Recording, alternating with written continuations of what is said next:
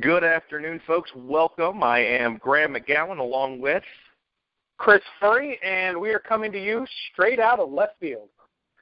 Battle. How you doing, man? It's been a while. I know we haven't seen each other. You doing all right over there over in sunny Arizona? I am. It's a little warm today. It's in the mid-90s, but it's pretty nice. How are things there in Florida? Awaits us all. All right, man. A 3-day weekend's awaiting us all. I can't complain. It's a nice day. I'm actually getting off work, getting ready to work a spring training game or an extended spring training game for the Nationals tomorrow. For those of you guys asking, what in the world am I doing there? I umpire, so you're going to get quite a different feel for baseball coming from my mind. I'm the guy that is the villain of the game. I love to sit behind the catcher, wear more of that gear of ignorance, and call the balls and strikes and try and judge the game the way that the rule book states. For those of you who want to know where we came from, Chris and I both were in the U.S. Army, met in Redstone Arsenal, Alabama. I'm from Florida, still living out here. Have been umpiring baseball for about 6 years. We both are out of the military now and leading separate things. Chris, you're going to school for education? Is that what it is, Bell? I forgot. Yeah, I've been living in Arizona now for about 2 years. I'm originally from California. I moved here after I got out of the Army, and I'm going to school at ASU. I'm getting an English degree with a minor in education, and my future is going to be in probably working at the university as an English professor. All right. I am not an umpire. I'm a player. I was a first baseman all through high school and was offered some opportunities to play baseball in college that I didn't take because of some mistakes that I made in my life. And we'll move on from that, but you'll get a player's perspective from me and especially a hitter's perspective when it comes to things going on at or behind the dish. And I will try and give a bit of that pitcher's perspective. It's a little bit different the way you see the game behind the plate, and you and I have talked about this, the way that rotations happen and the things that an umpire actually looks at. But sitting behind seeing pitches, you get kind of a feel of where the pitcher's throwing, how they're throwing, what pitches are doing. So I see that a little bit more in the game, so hopefully I can bring that to us. And if any of you guys want to know what in the world we keep saying battle or random letters for, it's one of those things you pick up in the military. You never leave your battle buddy behind. It's what we learned from day one in basic training. And since we lived together in the same room for about 7 months, that's one of those things I think never really left us. So well, if you are ready. There's so much to talk about. There is. Man, we had so much going on this week. I know we were really chomping at the bit to get ready for the show, and really was hoping that the Jackie Bradley Jr. hitting streak was at least going to last until the day of the show, and wouldn't you know it, the baseball gods have it, that he hits 2 deep drives, putting the center fielder and right fielder with their butts on the outfield wall, and he just couldn't get it out, and the streak ends last night at Fenway Park in 29 games. The Red Sox record is actually held by DiMaggio, but not Joe. His brother Don holds the record for longest hitting streak in a Red Sox uniform at 34. I was impressed with Bradley, the way he's been batting. They moved him from different spots in the lineup. He was hitting leadoff. We saw different times he was hitting 4th or 5th, or more 5th or 6th. They kept Poppy up near that 3-4 area, but you want to try and protect him with the hot bat. I'll be curious now to see if, with the hitting streak being done, if that affects his game, if he has not a mental lapse, but if the bat slows down a little bit, or if he just picks up right where he left off, and it's just one of those nights where, he was putting a charge into that baseball. He just couldn't get out of the yard. Yeah, and what's even more impressive about Jackie Bradley Jr. is, if anybody remembers what he was doing last year, the guy was hitting sub-200 forever.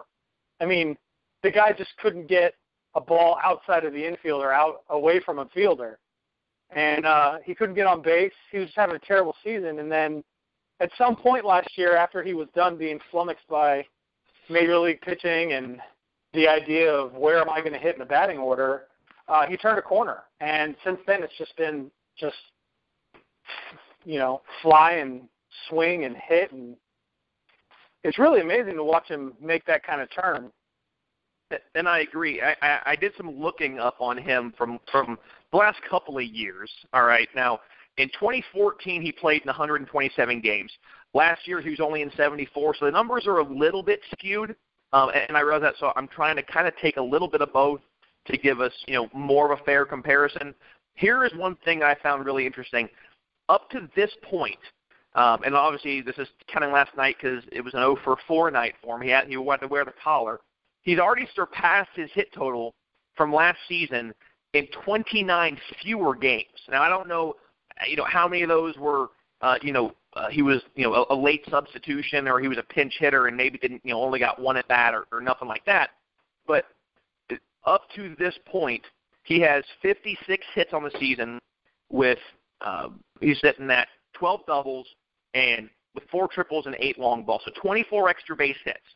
Last year in 74 games, he had 55 hits and 221 at-bats. So we're seeing a huge jump from him. It was similar. He sat on 76 hits in 2014. His power has picked up more so this year than that year. He was 19 doubles, but only had 2 triples and 1 long ball, drove in 30.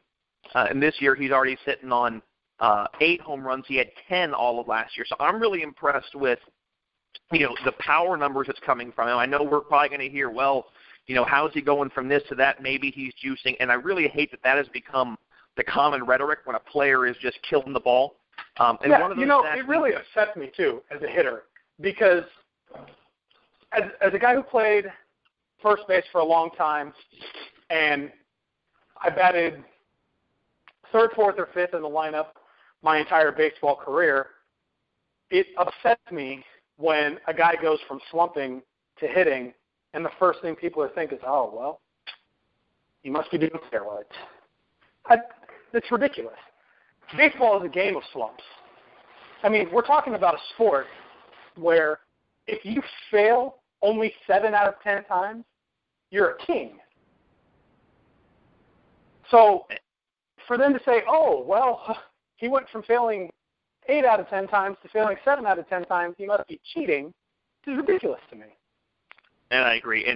And one of those things, and trust me, as an umpire, we always laugh about that because if you fail, 1 time out of 20 times, of course it's magnified and you're the villain and you're just trying to, mess one team out of a win. You're trying to help the other team. But I'm not going to get into that side. But I understand what you're saying. It's funny the way the game changes. Is they want the official side you want done perfectly because of how much impact they can have on the game. But the guys who are paid the major dollars have the most impact. Like you said, if you hit safely 3 out of 10 times, if you can manage to get on base 4.5 times out of 10, you're probably going into the Hall of Fame. And some numbers, and we talked about this, and I had to kind of look because I've heard the numbers and I've heard the stats, but I never really quite understood what they were. And I'm going to throw these out there, and I'm going to let you explain to everybody what these numbers, are, what the statistic is.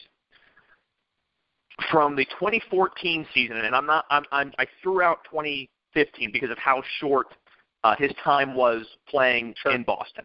So we're taking the 2014 season with 127 games, and then this season, obviously he hasn't completed, but with the hit streak going, we're going to take those two as what we think is a fair comparison. Right. Jackie Bradley Jr., up to this point, is slugging almost 375 points higher. His OPS in 2014 at the end was 531. Right now he has an OPS of 1.042. Wow. Those are incredible numbers. So, like Grant said, he's going to let me explain what those numbers mean because slugging is one of those statistics that they put up on the scoreboard and people look at it and they go, what does that mean? I mean, he's only batting 300. How is he slugging 458 or whatever? What slugging is a measurement of how hard a batter hits a ball. And the way they do that is by giving you an expected number of bases per hit. So you take a batter's at-bats and you separate them into singles, doubles, triples, and home runs. And you assign each of those a value. 1 for singles, times 2 for doubles, times 3 for triples, and times 4 for home runs. And that's the number of bases that you get from that hit. So you multiply those out, and then you divide them by the player's at-bat, and that gives you his slugging. And what slugging is just a measurement of how many bases that player is expected to gain with each swing of the bat. And OPS is another thing that's kind of new. Came along with sabermetrics. It's a way to measure how well a player is hitting overall. So OPS is your on-base percentage, which is easy to figure out, plus your slugging. His on-base this year is 408 compared to 265 in the 14 season, just to kind of give you a basis for what he's looking at, OPS to on-base. Right. So your OPS is just your on-base percentage plus your slugging. On-base plus slugging equals OPS. So here's what I'm seeing, and average-wise, he's hitting about 150 points higher. He was batting 198 to end out the 14 season. Right now he's at 341. Now that's not counting last night's 0 for 4, so he probably dropped a point or two. Here's what I'm liking, what I'm seeing for him right now. In the 2014 season, he was getting about 1 walk for every 4 Ks, 31 base on balls to 121 strikeouts over the course of the season. Right now, he is on he is 1 for 2. He is 17 walks to 34 strikeouts. So he's seeing the ball a lot better. He's taking he's seeing a lot more pitches. And I have some numbers here that I'll get into, but kind of briefly. Beyond just seeing the ball better, though, beyond just seeing the ball better, it also tells you that he's getting a little bit more comfortable in the box, and he's also being a little bit more conservative in the box, and he's extending those at-bats. So a lot of the problem that I think that Jackie Bradley's been having in the past with his high number of strikeouts, low number of walks, isn't the fact that he's not getting balls. It's the fact that he's swinging at them.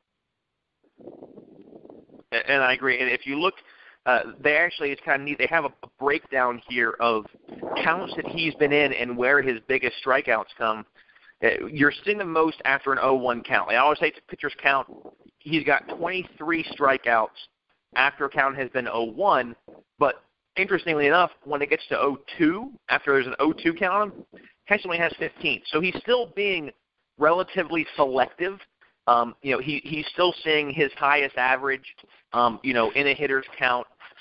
In a 1-0 count, he's hitting 529.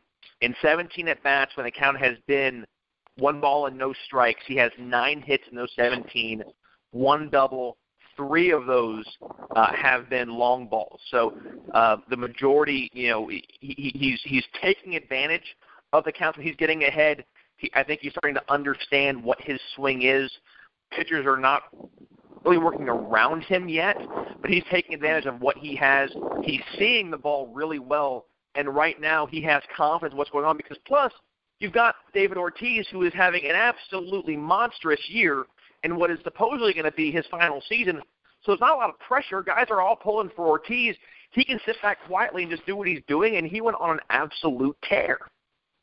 Yeah, absolutely. And what's more amazing to me about the rip that he went on is not so much as he went on it. I mean, we can expect guys to go on runs of 10, 15 games. 29 games is a huge run, but it puts into perspective how difficult it is to break these records. Because you look at a guy like DiMaggio, guy hitting 56 games, it's ridiculous. I mean, it's a 75-year-old record as of this season, and nobody's been able to even come close to touching it. I think, 40 games was the closest? I think that was Pete Rose back in the 70s or 80s. I mean, you're still 20 games away from even looking at tying the record. Right, exactly. And